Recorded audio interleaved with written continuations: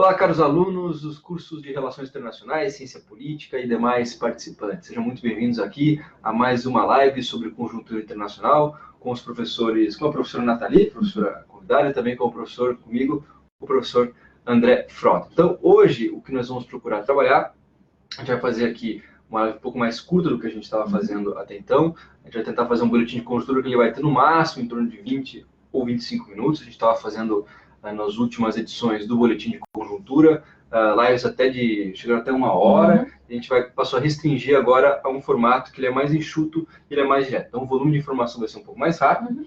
No entanto, a gente vai tentar comunicar com vocês com o maior grau de interatividade que vocês tiverem. Portanto, participe e aproveite esse momentozinho aqui da gente comentar temas da conjuntura internacional. E o tema que a gente vai comentar nessa live de hoje são os atentados que aconteceram no Sri Lanka nas semanas anteriores. Então, professora Nathalie, tudo bem? Tudo bem, professor.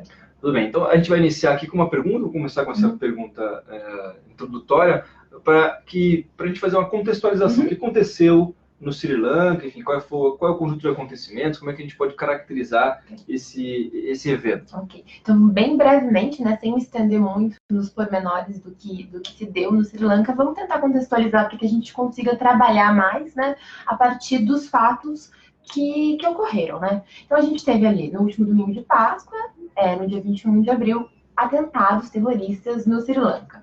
E por que é tão importante, né, a gente está aqui discutindo hoje esses atentados? Porque esses atentados foram de grandes proporções. Fazia muito tempo que a gente não tinha atentados com tantas vítimas, né? Atentados terroristas que vitimam tantas pessoas e que tinham tanto espaço na mídia, tirando ali o que aconteceu na Nova Zelândia, também recentemente na igreja. E também porque, como a gente teve os atentados da Nova Zelândia mais recentemente, então esses atentados no Sri Lanka também ganharam um pouco de espaço, porque parece que o terrorismo que vinha um pouquinho mais apagado como temática principal, como uma agenda de preocupação da segurança internacional, ganhou um pouquinho de fôlego, porque ele começou a ganhar um pouco mais de espaço, tanto nos processos, tanto nas discussões políticas, quanto na própria mídia, né? Então a gente tem o Sri Lanka, que é um estado relativamente pequeno, tem ali 21 milhões aproximadamente, não sei o número exato de habitantes. Ele fica no sul, se eu não me engano, agora da Índia, né, do subcontinente indiano, e é um país que se tornou independente em 1948, também tem ali o seu histórico colonial de ter sido colonizado pelo Reino Unido. Então, esse país que tem o seu histórico, além da colonização, né? Na verdade, a história do Sri Lanka é muito longa, né? É um país milenar, mas, mais brevemente, a gente tem ali o período de colonização, logo após a colonização, não logo após, mas só pela década de 80, a gente começa ali um processo de guerra civil entre o grupo Tamil, que é o grupo rebelde libertadores da pátria Tamil, e os singaleses, que são geralmente da religião budista. Então, esse é um país que tem um histórico de conflito. Essa guerra civil acaba em 2009. Então, esse ano vão ser feitos 10 anos do fim desse conflito, e é um país que, do ponto de vista securitário, do ponto de vista de estabelecer suas bases democráticas, vem ainda trabalhando nisso. Então, a ONU ainda está, não sei se presente, para ser bem específica, porque eu não conheço tanto a história do Sri Lanka, mas a ONU está ali cobrando com relatórios, né, intermediando para que a democracia se consolide. Então, nesse contexto de recuperação econômica e até de construção dessa sociedade, reconstrução dos elos sociais entre esses grupos que por anos estiveram em conflitos, né, a gente vai ter a ascensão de pequenos grupos jihadistas ali no Sri Lanka. Um desses grupos é o grupo que é Tulbek Jihad, National Tulbek Jihad, que foi o grupo perpetrador dessa ação, que aconteceu no domingo de Páscoa, e a gente teve 8 atentados terroristas em igrejas e hotéis de luxos, então atentados direcionados principalmente para a comunidade católica. É interessante pensar, porque a maioria da população singalesa ela é budista, mas a gente tem esse ataque direcionado à cristandade e nos hotéis de luxo. Então é bastante representativo do ponto de vista simbólico a atuação desse grupo.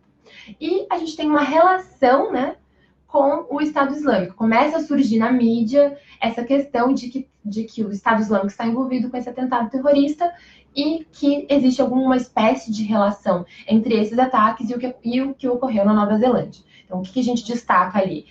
Primeiro, a ascensão desse tipo de ação, né, de grupos que agem dessa maneira, num Estado que está ainda num processo de construção da paz, então um Estado que, por mais que a gente tenha ali o fim da Guerra Civil em 2009, a gente ainda está num processo de consolidação e estabilização democrática e construção da paz e reconciliação entre os grupos sociais, os grupos étnicos e religiosos que compõem esse Estado. Então, é uma perturbação da ordem muito grande. A gente tem o fato do tamanho do atentado, então é um atentado significativo, nós temos mais de 300 mortes, 500 feridos, então muitas pessoas foram vitimadas e o terrorismo, quanto mais a ação consegue vitimar atualmente, a gente tem essa ideia de terrorismo catastrófico, então mais projeção ele consegue, e a gente também tem essa relação com o Estado Islâmico, que aí, para além de uma questão interna, a gente percebe que também dialoga com o terrorismo internacional.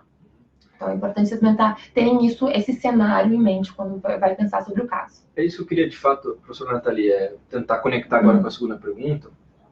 Feito essa primeira apresentação, essa contextualização, tanto da posição geográfica que o Sri Lanka se encontra, quanto também o contexto histórico, enfim, as divisões étnicas, aí um pouco do papel das Nações Unidas, eu queria passar agora para a gente investigar com um pouco mais de detalhe, na medida do possível, qual seria, então, o papel do Estado Islâmico. Como é que o terrorismo internacional, especialmente essa organização, ela se conecta com esse outro tipo de organização presente no sul da Ásia? Ok. Então, para a gente entender o Estado Islâmico, que também é uma organização terrorista, que ela é um pouquinho mais complexa de se entender. Por quê? Por que ela é tão complexa? Porque a gente está falando ali de um processo, né, de consolidação, primeiro do Estado Islâmico, de declínio, e aparentemente, né, esses atentados no Sri Lanka estão relacionados com uma nova forma de atuação desse Estado Islâmico nas relações internacionais por meio da utilização de métodos terroristas para defender os seus interesses, os seus ideais, a sua ideologia, né? Então, a gente tem ali um Estado Islâmico que inicialmente surge no Iraque, e ele vai ganhando força, ele vai tirando força da instabilidade política e securitária ali da região, tanto do Iraque quanto da Síria. Ele chega a conquistar territórios significativos, o que é algo bastante inédito quando se pensa em terrorismo, quando a gente está estudando o terrorismo, uma organização terrorista ter territórios seus, se declarar como Estado, é algo bastante que foge da curva, porque geralmente quando a gente está no terrorismo, está tratando de organizações clandestinas, pequenas, que não têm tanta representatividade social.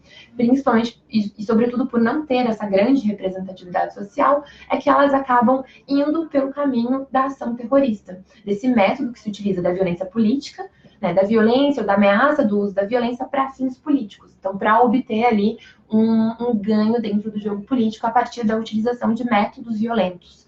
Né, esses métodos que podem, às vezes, não só ser a ação em si, mas a própria ameaça. Então, a geração da mensagem já é a ação terrorista. Então, ela é uma organização que destoa, chega até os seus territórios, declara o Califado Islâmico, né, lá para 2014, é o auge do Estado Islâmico, onde ele domina Mossul, que é uma região rica em petróleo, Raqqa, na Síria, e ele se declara como califado, ele entra ali como um dos atores mais importantes durante um bom tempo da guerra na Síria. A gente tem os Estados Unidos, a França, então, como agentes externos que combatem esse ator, né? Então ele tem uma certa relevância do ponto de vista da política internacional e do xadrez geopolítico regional nesse momento.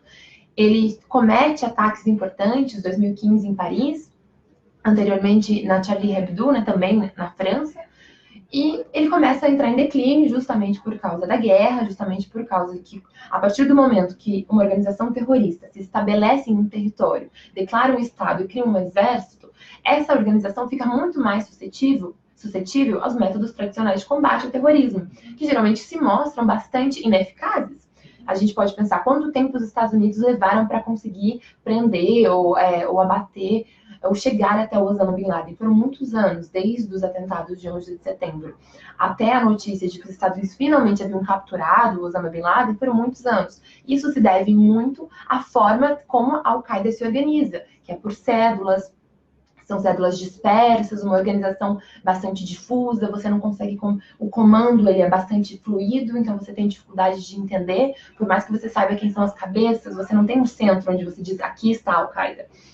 O Estado Islâmico não. Ao adotar essa outra forma de organização, ele se torna mais suscetível a esses modos tradicionais de combate ao terrorismo, ele entra em declínio por causa da guerra na Síria e também por causa do forte combate norte-americano ao Estado Islâmico, ele vai perdendo os territórios. Então o Iraque vai recuperando o Mossul, e ele também, depois, na Síria, também os territórios vão sendo retomados. E aí, por que toda essa contextualização para a gente chegar agora no Sri Lanka? Porque o que a gente está vendo é que o Estado Islâmico agora está partindo de outra estratégia. Parece que ele está voltando, é algo que ele já fazia, mas ele está voltando com mais força para os moldes tradicionais de como essas organizações terroristas geralmente buscam influenciar o cenário político. Então, o que ele está fazendo? Ele está buscando se associar, não apenas mais chamar para si os atentados, mas se associar a pequenas organizações terroristas regionais em países que têm uma parcela da sua população de origem muçulmana, né, se associar a essas organizações e fomentar a realização de ataques, ainda que de forma indireta. E depois ele chama para si, como ele já faz, né? Então, existem muitos ataques do Estado Islâmico que a gente não sabe dizer se realmente eles tiveram algum tipo de participação ou se eles apenas surfaram na onda midiática que a gente tem hoje em cima do terrorismo. Então, a mídia faz um grande desserviço do ponto de vista de combate ao terrorismo quando ela noticia de forma muito constante, de uma forma quase bombardeando as pessoas sobre o risco do atentado. Então, a relação do Estado Islâmico com o atentado do Sri Lanka é essa.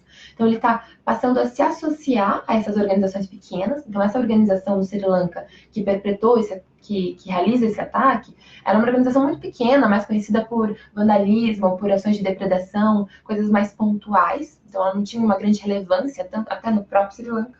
E ela agora chega a realizar um ataque desse tamanho. E o Estado Islâmico está ali de pano de fundo, fomentando principalmente a geração da mensagem do medo, né, e a potencialização do ato do terror. Isso por quê? O terrorismo está muito mais relacionado com o grupo conseguir criar uma esfera, uma ideia de que a ação é muito mais violenta do que ela realmente é, do que com a própria violência contida no ato. Isso não é dizer que não é violento, que não é horrível ver as pessoas morrerem dessa forma, mas que as ações geralmente são percebidas como muito mais violentas, como muito mais ameaçadoras do que elas realmente são. E isso faz parte do terrorismo. É a partir disso que eles conseguem obter ganhos políticos em certa medida, né? Então, ele se relaciona dessa forma e ainda aí surge na mídia, né, essa possível ou não, essa relação com os atentados da Nova Zelândia, que ainda é algo bastante obscuro, não se dá para afirmar com tanta certeza. Muito bem, então, professor Nathalie, pegando aqui para comunicar para o nosso participante da live, a gente está, então, fazendo uma apresentação aqui do contexto pelo qual os atentados no Sri Lanka aconteceram, e também passando agora para a relação que o Estado Islâmico estabelece com esses atentados. A professora procurou enfatizar essa trajetória do Estado Islâmico enquanto movimento terrorista, no qual ele inicia com um ciclo, ele inicia com uma bandeira que é um pouco distinta da bandeira terrorista tradicional, que é o fato dele buscar um certo território para atribuir como seu. É o que, de fato, até então, até antes do Estado Islâmico, boa parte das organizações terroristas elas eram descentralizadas, ainda que elas tivessem parcelas do território que elas, de fato, fizessem suas organizações, não era o território o foco em si. O foco era muito mais o atentado e muito mais a disseminação de uma ideia e também a projeção desse grupo para além do seu próprio espaço que o atentado estava acontecendo. E agora a gente passou, então, para ver qual então, é a relação do Estado Islâmico com com os atentados no Sri Lanka. E a professora procurou salientar que há, então, esse componente que é o Estado Islâmico numa fase de recrudescimento. Ele está procurando reavaliar os seus métodos e tentar estabelecer estratégias que incluam outras organizações, pequenas organizações, no qual eles conseguem aí, atribuir a sua bandeira, e essa sua bandeira passa, então, a disseminar de novo a ideia do Estado Islâmico. Então, é quase como uma estratégia de sobrevivência, uma nova estratégia de sobrevivência do Estado Islâmico, diante de um cenário no qual ele foi, em grande medida, atacado por várias frentes dentro do próprio território sírio, que foi, de fato, um dos principais frontes pelo qual o Estado Islâmico ele passou nos últimos anos. E aí a gente tem agora um outro componente, que é um componente também bastante interessante, que é qual é o papel, então, na Nova Zelândia. A gente tem o Sri Lanka, um estado ainda vinculado ao sul da Ásia, e, num certo sentido, a gente tem a influência de uma organização terrorista que tem presente, que está presente no Oriente Médio, mas que, de fato, se perpetua ali, E um outro componente que é a Nova Zelândia. O que tem a ver isso? Como a gente pode expressar essa relação, professor? Então, começa a surgir, né, bastante, com bastante força. Eu fiquei até, a primeira vez que eu vi, fiquei bastante curiosa, porque realmente parecem elementos que não estão muito relacionados. Eu tendo a ter bastante cautela ao estabelecer, principalmente uma relação causal de fato, como em muitos lugares se estabeleceu. Então, o que se disse, né? Que os ataques no Sri Lanka teriam sido uma resposta ao que acontece na Nova Zelândia, né, na igreja. Mas aí, por que eu teria cautela, né? Se você olhar de uma forma bastante rápida, talvez até faça bastante sentido. Porque a gente está falando aqui ataques a igrejas, né? Então a gente está falando de um grupo jihadista, um grupo muçulmano, que em certa medida ali tem um componente de não se sentir representado na comunidade onde vive, né? Isso é muito importante pontuar para vocês. O terrorismo está muito menos relacionado com ideologias do ponto de vista da religião ou do ponto de vista de ir contra sociedades, mas está muito mais relacionado com o contexto político no qual essas organizações elas estão vinculadas. Ele é fruto de um contexto político concreto e ele é fruto dessas relações sociais que vão se desenvolvendo ao longo da história, desses grupos e como eles se relacionam com os outros grupos nas suas sociedades. E depois ele acaba, às vezes, extrapolando, como é o caso do Estado Islâmico, que vira essa coisa que a gente tem até dificuldade de definir conceitualmente. Então, a gente tem ali esse grupo que responde à comunidade, ele ataca a cristandade de um país que é majoritariamente budista, então até é quase um contrassenso se a gente for pensar do ponto de vista das próprias relações sociais estabelecidas dentro daquele Estado, né? Então, parece que pode sim ser uma resposta ao que acontece na Nova Zelândia, onde a gente tem... Só que na Nova Zelândia a gente tem uma outra forma de terrorismo, que muitas pessoas nem sempre classificam como, embora eu acho que deve ser classificado. E por que muita gente não vai classificar? Porque o perpetrador da ação da Nova Zelândia, ele age sozinho. E geralmente, eu tenho bastante cautela de trabalhar com os ditos lobos solitários, quando a gente vai trabalhar com o terrorismo. Por quê? Porque o terrorismo, ele não é só uma causa. A pessoa não tem só uma ideia. A pessoa ela tem um objetivo por trás daquela ação. E geralmente, para você entender a ação, você precisa muito mais olhar o objetivo do que a própria ação. Professor, só para a gente explicar aqui para o nosso aluno, o que seriam os lobos solitários? Sim. Então, é que geralmente quando a gente está estudando o terrorismo na literatura, a gente vai trabalhar com 3 tipos de grupos ou 3 tipos de atores possíveis. Então, a gente trabalha com a ideia das organizações ditas clandestinas. Então, aqui a gente está falando de organizações que podem surgir de organizações políticas legítimas, podem surgir de partidos, podem surgir de organizações bastante legítimas, mas que são organizações que estão além do Estado e que começam a se utilizar de formas, de métodos terroristas, porque o terrorismo, em essência, ele é um método, ele é uma forma de ação, ele não é o objetivo fim. Quando ele se torna o objetivo fim, ele se torna crime, porque você não pode ter o grupo não pode ter como objetivo fim a própria ação violenta. Então, por isso que o Estado Islâmico fica nessa dificuldade. A gente tem mas até o Estado Islâmico tem um objetivo fim, de fato, que é o território. E até há uma dificuldade do ponto de vista da legitimidade que esse grupo quer perante ao público que quer atingir. Exatamente, ele muda. Não é a finalidade, não é o terrorismo em si, não é. Mas é a mensagem que está sendo passada e os ganhos sociais que eles têm no território que eles estão inseridos com a atividade que eles estão... Exatamente, o terrorismo é método. Para mim, a melhor forma de entender o terrorismo é encará-lo como um método. Então, a gente vai ter esses grupos e a gente vai ter os lobos solitários, que são essas pessoas que agem sozinhas, indivíduos que se utilizam de ações consideradas terroristas para obter algum tipo para passar alguma mensagem, obter algum tipo de ganho político. Por que eu acho tão perigoso a gente classificar o lobo solitário? Porque quando a gente está falando de terrorismo como um método político que é usado historicamente pela humanidade, então desde os sicários até a atualidade, a gente tem grupos que se utilizam do terrorismo como uma forma de inverter a lógica da coerção. Então, a gente tem um grupo mais forte, que pode ser o Estado, que pode ser o rei, que pode ser até uma organização econômica. A gente vai ter ali um ente mais forte, que tem uma relação de poder, de dominação. E você vai ter esse grupo menor, que se utiliza do método do terrorismo para tentar inverter essa lógica e obter ganhos políticos. Se a gente está falando de um lobo solitário que muitas vezes apenas defende uma ideia, não tem um objetivo político muito concreto por trás disso, a gente desvirtua o conceito do terrorismo e muitas vezes perde a possibilidade explicativa e a gente acaba fazendo com que tudo seja terrorismo. E como é que você vai definir Não que o terrorismo seja menos criminoso ou menos passível de punição, mas como é que você vai separar, quando você está estudando, por exemplo, a política, o que é terrorismo, do que é um crime comum, ou do que é um genocídio, ou do que é um crime contra a humanidade. E o terceiro agente, né, para finalizar a resposta da pergunta, é o Estado. Então, a gente também estuda o Estado como esse agente perpetrador de ações terroristas. É ainda uma lacuna muito grande, pouco estudada dentro dos estudos terroristas, mas é meio que um consenso de uns tempos para cá, cada vez vem se consolidando mais, de que o Estado sim pode adotar métodos terroristas contra a sua própria população ou contra outras populações, como uma forma ali de obter resultados políticos concretos. Então, por isso que a gente tem que tomar cuidado com os lobos solitários quando a gente vai tratar com eles. E na Nova Zelândia eu fiquei com um pouco essa impressão. Então, é um indivíduo bastante radical à direita, né, com uma filosofia bastante engajada com o neonazismo, um discurso bastante de limpeza étnica e social, que entra numa mesquita e filma, né, toda a atuação e sai atirando.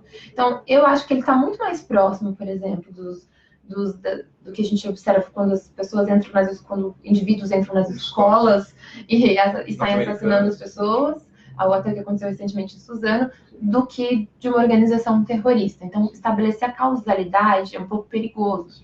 E até você, por razões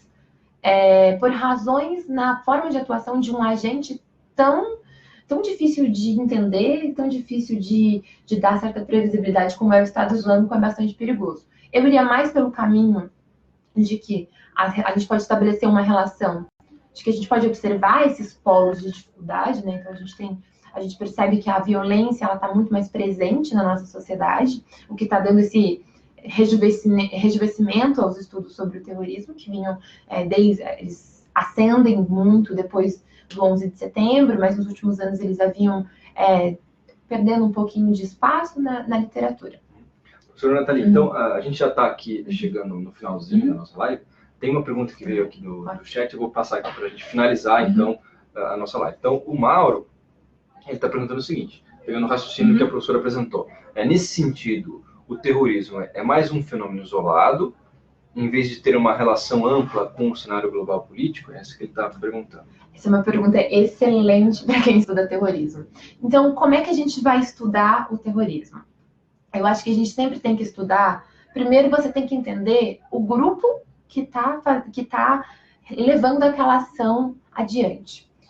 Ele não necessariamente é um fenômeno isolado. Muitas vezes, ele pode ter uma conotação global.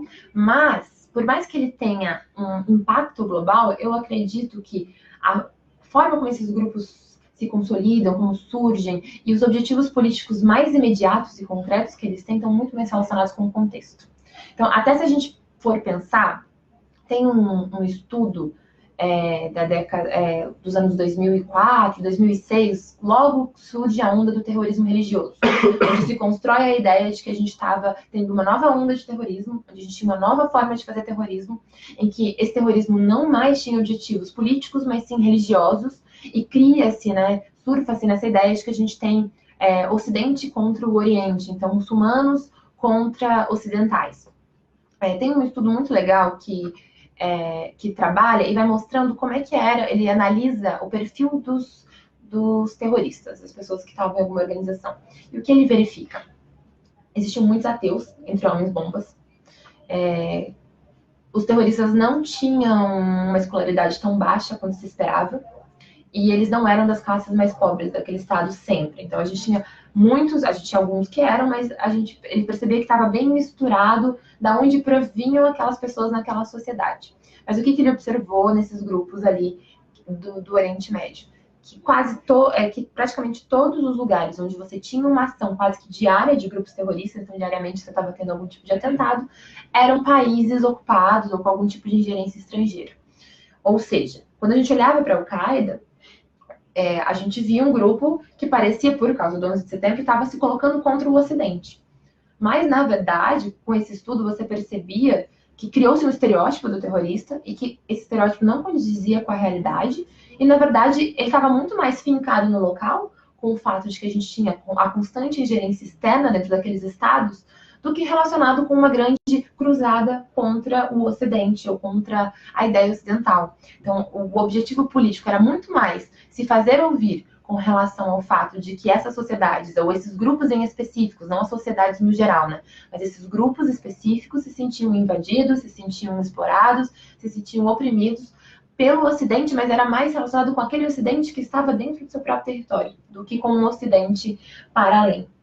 E disso a gente vai, então, eu acho que quando a gente está falando de terrorismo, ele pode ter efeitos para fora, tá? Porque a gente vive num mundo globalizado, interdependente, mas você não consegue entender o terrorismo sem pensar, sem refletir, sem problematizar o contexto da onde aquele grupo surge. E principalmente qual é a demanda política que está por trás daquela ação. Se você não consegue visualizar a demanda política concreta, você provavelmente não deveria encaixar esse grupo como terrorista.